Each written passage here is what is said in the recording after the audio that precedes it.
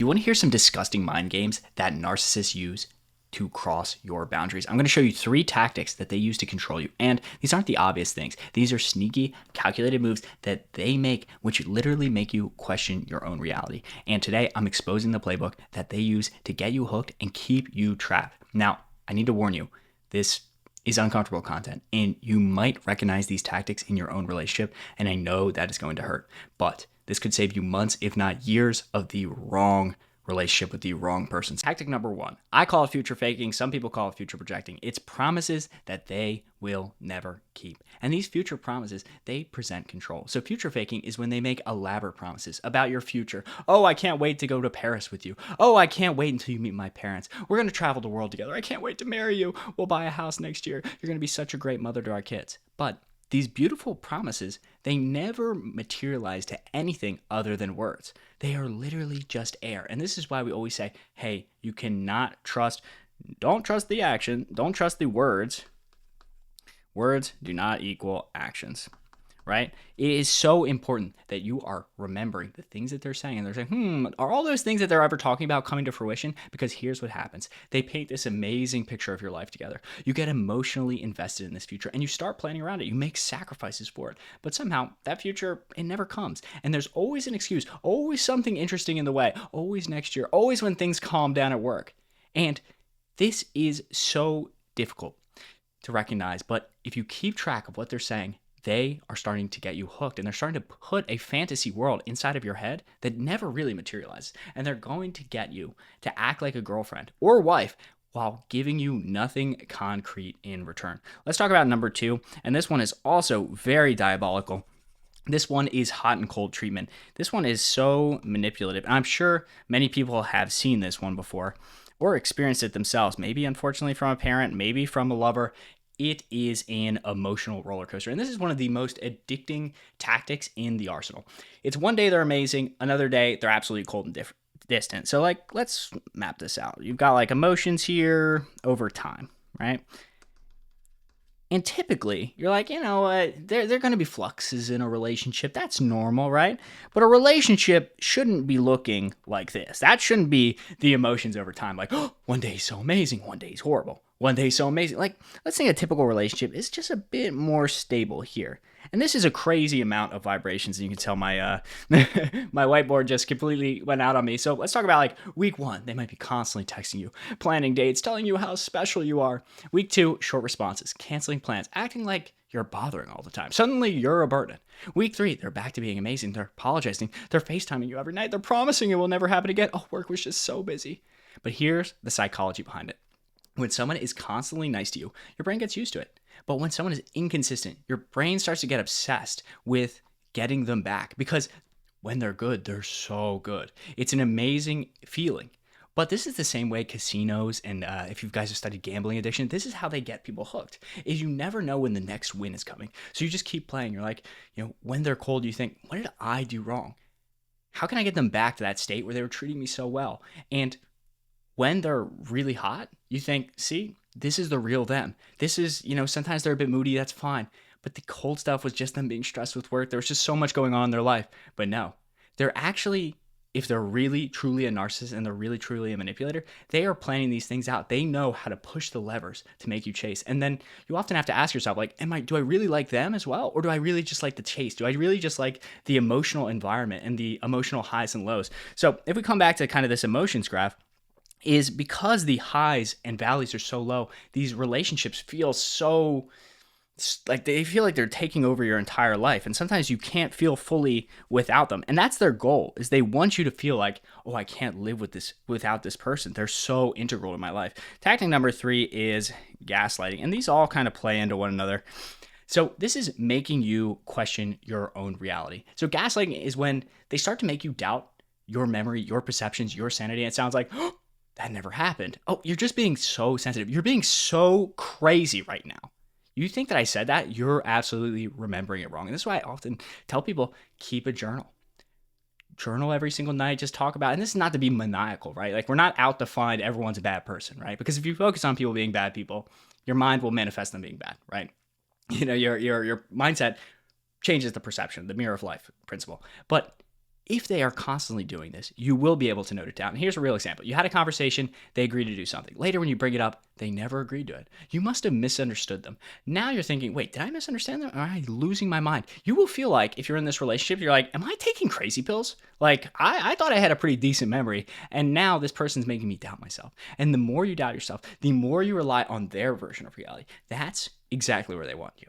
And the pro tip is really just to keep notes, keep voice notes. Heck, if it's too extensive to journal yourself, just send yourself a 5-minute voice note with ChatGPT and run that as a log. Trust me, this is so important. And number 4, I'm gonna give you some bonus ones, is triangulation. So triangulation is a very interesting one because it essentially allows them to bring in a third party. And I'll give you some diabolical examples that I've seen with my clients where they're dealing with a narcissist, and it's very traumatic. So they use another person. So triangulation is when they bring a third person into the relationship to create jealousy, insecurity, and competition. So we draw a triangle. So this might be you at the top. This might be him here. And then this could be, his work wife, right? Work wife, which is a horrible term. Work wife. This could be a therapist. This could be anyone. And this looks like, hey, they're constantly mentioning their ex. They're constantly flirting with other people in front of you. They're constantly comparing you to other women, having close relationships that almost seem like emotional cheating and are kind of crossing boundaries, or they're using family members to validate their position. So it's usually you versus him versus them. This could be, my ex never had a problem with this. Sarah being a work wife or like maybe even a therapist, Sarah thinks you're being unreasonable. I was just talking to my friend about our fight and she agrees with me. And here's the psychology. Instead of dealing with issues directly with you, they create chaos by introducing this third person, this third party that you sometimes never even hear from, right? You never even hear their side directly. And now you're not even fighting the original issue. You're fighting about boundaries, loyalty, trust, about keeping things inside the relationship. And healthy relationships solve problems between two people. Toxic relationships, the whole neighborhood hears about them. And I know, at the end of the day, it takes a village to raise a family, all of these kinds of things. But it is just so unbelievably difficult when they bring in this third party that you really can never even talk to. And sometimes when you do talk to them, like their perceptions of reality have been so warped by this manipulator that you can't even really have an honest conversation because that person's poisoned the well so much.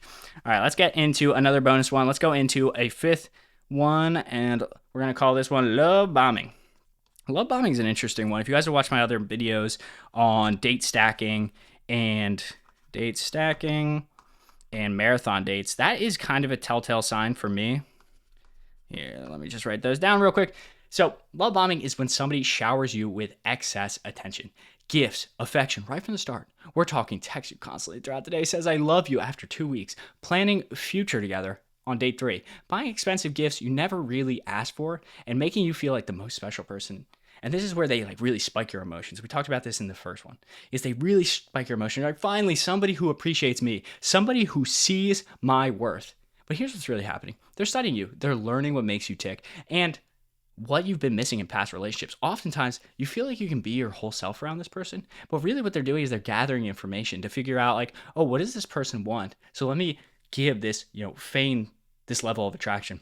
Because real love, it grows over time. Love bombing burns out really fast. So 2 ways in which they might do this, and we talked a little bit about these earlier, is one is the marathon date. So what is a marathon date? A marathon, let's say a typical date is like 1.5 hours. That seems reasonable, maybe 2 hours, right?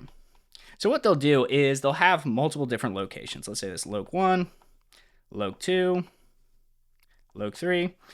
So a typical date, you might go to one place, but they'll essentially balance it. You might have a drink here, you might have a cocktail here, you might go grab ice cream here, you might go to a new place, and then this date turns into like a 6-hour extravaganza. And really what they're trying to do is they're trying to speed run a level of intimacy, because when you go to different places, it feels like you're on multiple dates in one. So instead of just having a first date, you actually feel like you've been on 5 dates with them. And a lot of times they're doing this so that they can close the intimacy. This was weaponized by pickup artists back in the day, and still to a great degree that it is taught.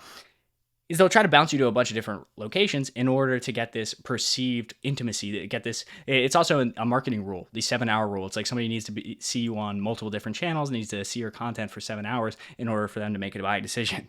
So that's the marathon date. And then date stacking is essentially this idea that sometimes they don't close on the marathon date, because a lot of guys that are really like love bombers, what they'll do is the second they close the intimacy, you'll notice this, they'll do like a huge pullback and they just won't ever be the same person after that. And date stacking is where essentially you go on the marathon date, maybe they didn't close, so to speak, and they're like, oh my God, I gotta get her on another date. Oh, my precious, I would love to get her on another date. And so they take you out on another date, and it's not because they like you so much, is they're just trying to build up a critical mass of experiences, really trying to spike those emotions really high.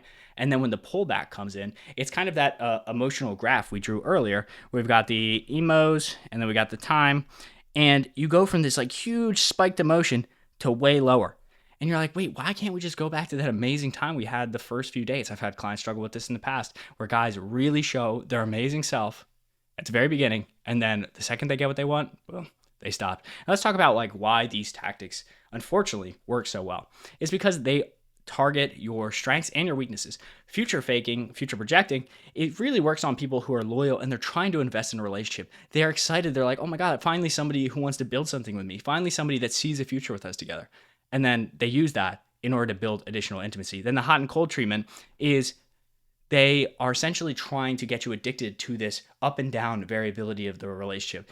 Gaslighting is they are trying to make it so you question your own reality. And this really works on people who are self-reflective and willing to consider that they might be wrong. People that are like, wait, like maybe I don't know the full truth of this. Maybe I am being a little bit crazy on this one.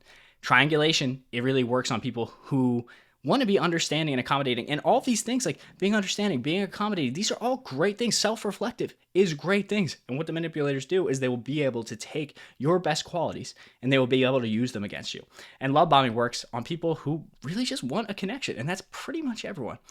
And it's not just that they're targeting weak people. Like people are like, oh my God, I got tricked by a narcissist. I got absolutely bamboozled by a narcissist at one point in my life. And I felt like I was a smart guy. I was a Google engineer. I worked at Blacker. I felt like I was smart. I felt like I knew people. And I get that it's not just weak people that get hit by this. Strong people get their strengths turned against them because these people are very good at reading your insecurities, reading your strengths, and turning them against you. So how to protect yourself. If something feels off, it probably is. And when I look back at situations for myself, I look back at situations that my clients experience, there are always red flags. And we're always feel it. Sometimes in our gut, we're like, something's off here. And our intuition picks it up, but our logical brain is trying to rationalize it away. Oh, well, if everyone else thought they were so cool, like clearly they must be. Keep records. If you find yourself constantly confused about where you are, if you find yourself like constantly having a situation where your energy is just so drained after you have experiences with them, they're likely not the person. So set boundaries early. The right person's going to respect them and the wrong person is going to push them. Real love does not require you to question your sanity. Real love doesn't make you feel crazy. It makes you feel great emotions. It doesn't make you feel like you're literally living in a new world. Real love doesn't promise everything and deliver absolutely nothing. If you recognize these, drop a comment down below. If you see any of these, I need you to get out of those relationships. Always talk to people outside of the relationship to get an outside perspective, because sometimes when we're in the vortex of a manipulator, we cannot see the full truth. And this is often a reason why they will try to alienate you from your friends and family. So, ciao, love you.